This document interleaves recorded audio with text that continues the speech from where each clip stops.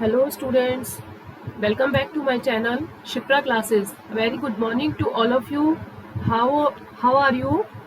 I hope आप सब अच्छे होंगे और तैयारी अच्छे से कर रहे होंगे। आज मैं आप लोगों के लिए लेकर आई हूँ 2020 यूटेट पेपर 2 का CDP का क्वेश्चन पेपर। 30 क्वेश्चंस आते हैं इसमें, जैसे कि आप सभी को पता है। तो आज हम डिस्कस करेंगे 15 क्वेश्चन एंड अपनी नेक्स्ट वीडियो में पार्ट 2 में मैं डिस्कस करूंगी नेक्स्ट 15 क्वेश्चन, जिससे हमारा CDP कंप्लीट हो जाएगा। तो मैंने आपको अपनी पिछली वीडियो में 2020 का यूटेट पेपर 1 CDP डिस्कस किया हुआ है। आज हम डिस्कस करेंगे यूटेट 2020 का पेपर 2 का CDP। चलिए स्टार्ट करते हैं अपनी वीडियो। और what is our first question? The skill in forming visual images and patterns is called as. Visual images की जब बात होती है तो वहां पर कौन सा इंटेलिजेंस कहलाता है? विजुअल इमेजेस किससे रिलेटेड होता है? स्पेशियल से। तो इसका आंसर क्या हो जाएगा? Spatial intelligence. जहां कहीं भी बात आए विजुअल इमेजेस की तो हम वहां पर स्पेशल इंटेलिजेंस को टिक कर देंगे, क्योंकि लॉजिकल माइंड से रिलेटेड है, काइनेस्थेटिक गतिबोध बुद्धि होती है, और इंट्रापर्सनल जब हम अपने आप से ही बात कर रहे हैं, अंतर्वैयक्तिक बुद्धि, अपने आप इंट्रापर्सनल इंटेलिजेंस। तो विजुअल की बात, जहां पर विजुअल देखने की बात आती है वहां पे स्पेशल इंटेलिजेंस आ जाता है। नेक्स्ट क्वेश्चन है, Pupil with IQ scores in the range of 90 to 109 है। जिन लोगों का IQ स्कोर 90 to 109 के बीच में होता है तो वो पर्सन कौन सी इंटेलिजेंस में आते हैं? तो ये आपको डायरेक्ट आंसर पता होना चाहिए। जिनका IQ 90 to 109 के बीच में आता है वो एवरेज इंटेलिजेंस में आते हैं। Next question, emotional intelligence is a set of skills the underlie. Emotional intelligence, सांवेगिक बुद्धि, अनेक कौशलों का एक समुच्चय है, जिसके अंतर्गत क्या आता है? एक्यूरेट अप्रेजल आता है, एक्सप्रेशन आता है, या फिर रेगुलेशन ऑफ इमोशंस आते हैं। तो इमोशनल इंटेलिजेंस की जब बात होती है तो ये तीनों ही टॉपिक उसके सेट ऑफ स्किल्स के अंतर्गत आते हैं, एक्सप्रेशंस भी, इमोशंस भी एंड एक्यूरेट अप्रेजल भी। तो थर्ड का आंसर हो जाएगा सी, क्योंकि इसमें 1, 2 एंड 3 तीनों ही ऑप्शंस अवेलेबल हैं। नेक्स्ट क्वेश्चन है स्टेटमेंट एंड इफेक्ट का। स्टेटमेंट ये कह रहा है कि researchers have prove that the TV programs are attractive so children spend huge amount of time in watching them. और उसका इफेक्ट क्या होता है? This reduces their habit of reading, writing and also their outdoor activities such as playing. Statement में हमसे ये कहा गया है कि रिसर्चर ने रिसर्च करी कि जो टीवी प्रोग्राम्स होते हैं जब ये बहुत ज्यादा अट्रैक्टिव होते हैं, जिसकी वजह से बच्चे जो है अपना ज्यादा से ज्यादा समय उसको देखने में स्पेंड कर देते हैं। तो उसका इफेक्ट क्या होता है? उसका इफेक्ट ये होता है कि उनकी जो रीडिंग की, राइटिंग की हैबिट है वो कम हो जाती है, और जो उनकी आउटडोर एक्टिविटीज है सच एज प्लेइंग, तो बाहर खेलने कूदने जाने की एक्टिविटी में भी कमी आती है। तो ये दोनों ही स्टेटमेंट करेक्ट है। तो both statement and effect are true. तो option A is correct. Next question, who is a healthy person? Healthy person कौन होता है? One who is aware of himself, his feelings and limits, yes. Accepts himself, yes. Who does not live in the past or dwell in future, yes. Both, all are correct. 1, 2 and 3 all are correct. It means B is correct. Healthy person कौन होता है? वह जो अपनी भावनाओं और सीमाओं को स्वयं के प्रति जागरूक है, yes. स्वयं को स्वीकार करता है, yes. और जो अतीत में नहीं जीता है और ना ही भविष्य को लेकर परेशान होता है। तो ये तीनों ही चीजें एक स्वस्थ व्यक्ति की पहचान है। Next question, What are cognitive skills? Cognitive means cognitive की बात हो रही तो कहीं ना कहीं इंटेलेक्चुअल की बात हो रही है, माइंड से रिलेटेड बात हो रही है। तो अभी हम ऑप्शन में देखेंगे कहां पर हमारे को माइंड यूज करना पड़ेगा, कि मींस कॉग्निटिव स्किल्स की बात कहां होगी? एबिलिटी टू कंट्रोल इमोशंस, यहाँ पर तो इमोशंस की बात हो रही है। डिजायर टू हेल्प अदर्स, यहाँ पर दूसरों की सहायता करने की बात हो रही है। Engage in critical thinking, critical thinking, thinking means आप सोचोगे, कुछ भी चिंतन करोगे, क्रिटिकली सोच रहे हो, इट मीन्स माइंड का यूज हो रहा है, तो वो कॉग्निटिव स्किल्स का ही एक पार्ट होता है। तो it means C is your correct answer. Ability to listen and be empathetic, सुनने की क्षमता, it's not a cognitive skill. Next question, column A and column B, आपको दो कॉलम दिए गए हैं। देखिए कॉलम ए और कॉलम बी के क्वेश्चन को सॉल्व करना बहुत इजी होता है। क्यों? अगर आपको इन चार ऑप्शन में से एक ऑप्शन का आंसर भी पता है तो आप इसका आंसर करेक्ट करके आएंगे श्योरली। देखिए फिजिकल की बात हो रही है, तो फिजिकल किससे रिलेटेड है? मॉरल से? नो। गेम्स एंड एक्सरसाइज से? यस। तो फर्स्ट का तो हो गया बी, तो यहाँ पर कहाँ है फर्स्ट का बी? ये रहा बी का फर्स्ट, ये रहा बी का फर्स्ट। बी का फर्स्ट कहीं और है? नहीं। तो हमें एक ही ऑप्शन से आंसर मिल गया कि सेवेंथ का आंसर हो गया ए। चलिए हम और चेक कर लेते हैं मेंटल डेवलपमेंट। अब मेंटल डेवलपमेंट की बात हो रही है तो सेकंड कहाँ आ रहा है? सी में। It means language and mathematics. जब हम लैंग्वेज और मैथमेटिक्स का यूज करेंगे तो कहीं ना कहीं हमारा मेंटल डेवलपमेंट होगा। मॉरल डेवलपमेंट, मॉरल स्टोरीज से हमारा मॉरल डेवलपमेंट होगा। सोशल डेवलपमेंट कैसे होगा? ग्रुप वर्क से। तो डी का हो गया फोर्थ, सी का सेकंड, बी का फर्स्ट एंड ए का थर्ड। तो इट मींस हमारे सारे आंसर्स हमें मिल गए। एक आंसर पता होने से हमें अपने चारों ऑप्शंस मिल गए। सपोज टू भी आपको फिजिकल का आंसर नहीं पता है, मॉरल डेवलपमेंट तो आप बता सकते हैं ना कि मॉरल का डेवलपमेंट कैसे होगा? मॉरल स्टोरीज से। या फिर जब हम ग्रुप वर्क करेंगे तो उसका डेवलपमेंट कैसे होगा? सोशल डेवलपमेंट होगा। तो इट मीन्स अगर आपको एक या दो के भी आंसर्स पता है तो आप इस क्वेश्चन को इजिली सॉल्व कर सकते हैं। तो एलिमिनेशन करना सीखिए और आंसर तक पहुंचना सीखिए।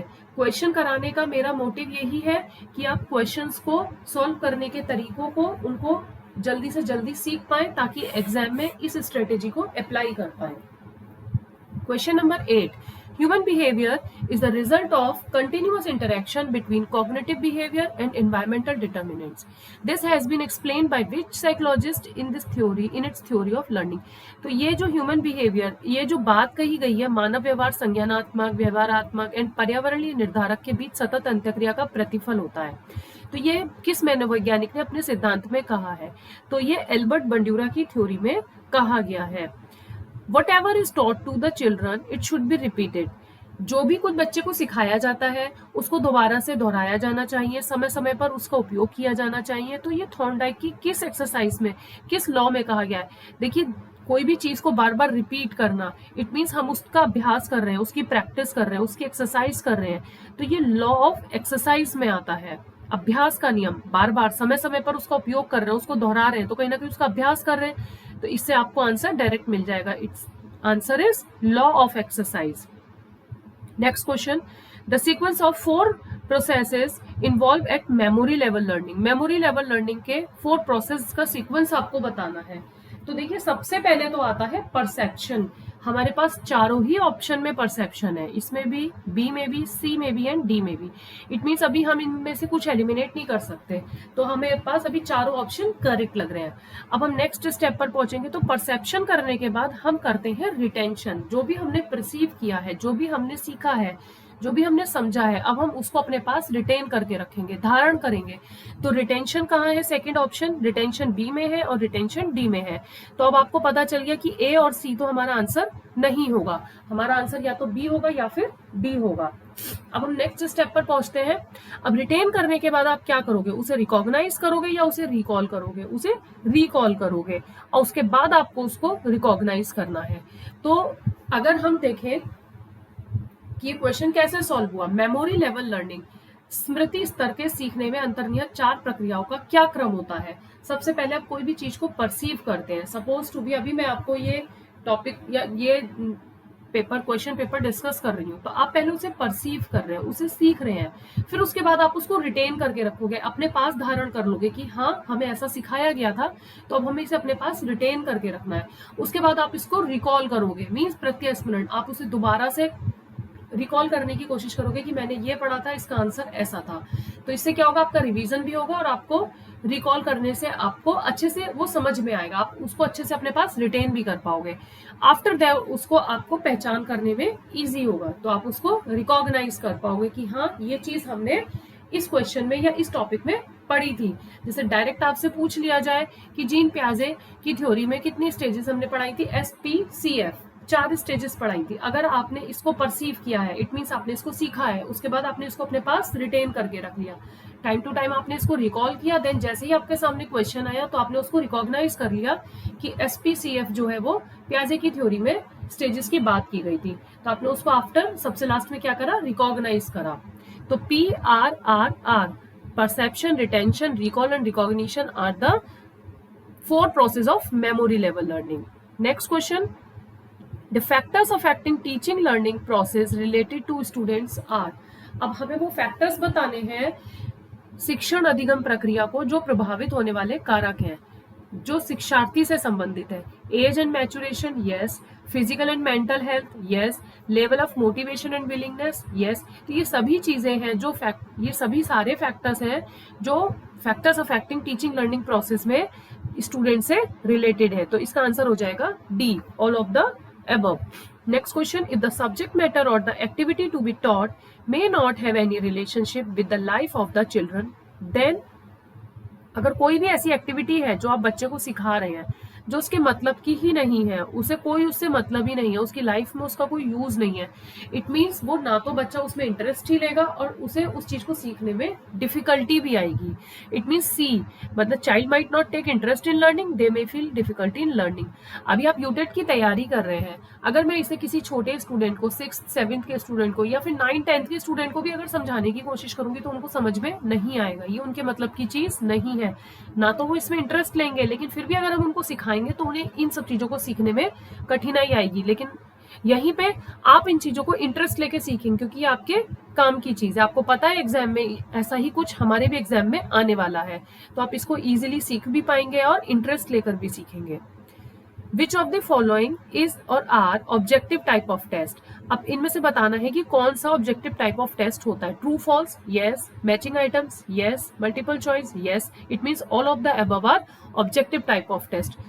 ट्रू फॉल्स में भी आपको ट्रू या फॉल्स में से एक चूज करना होता है. मैच द कॉलम में भी आपको 4 ऑप्शन दिए जाते हैं और बहुविकल्पीय तो होता ही वस्तुनिष्ठ है. ये तो सभी को पता, ऑब्जेक्टिव टाइप आपको 4 में से एक ऑप्शन चूज करना पड़ता है.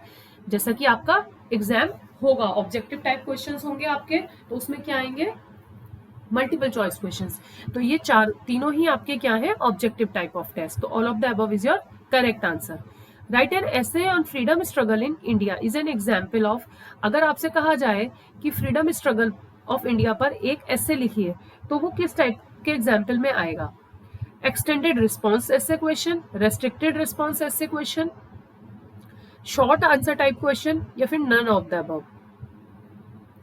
तो देखिए, जब आपसे एक ऐसे लिखने को कहा जा रहा है कि आप जो भी भारत में स्वतंत्रता संघर्ष हुआ है उस पर एक निबंध लिखिए, तो आप उसके बारे में बहुत कुछ लिख सकते हैं. आप उसमें प्रतिबंधित नहीं है कि सिर्फ इतना ही लिखना है, और ना आपसे ये कहा जा रहा है कि उसको शॉर्ट में लिखिए. आपसे तो सिर्फ एक ऐसे लिखने के लिए कहा जा रहा है, आप उसमें कितना भी लिख सकते हैं. ऐसे ऑन फ्रीडम स्ट्रगल, तो ये हो जाएगा आपका एक्सटेंडेड रिस्पॉन्स, विस्तारित रूप में आपको उसे लिखना है. तो एक्सटेंडेड रिस्पॉन्स ऐसे question is your correct answer.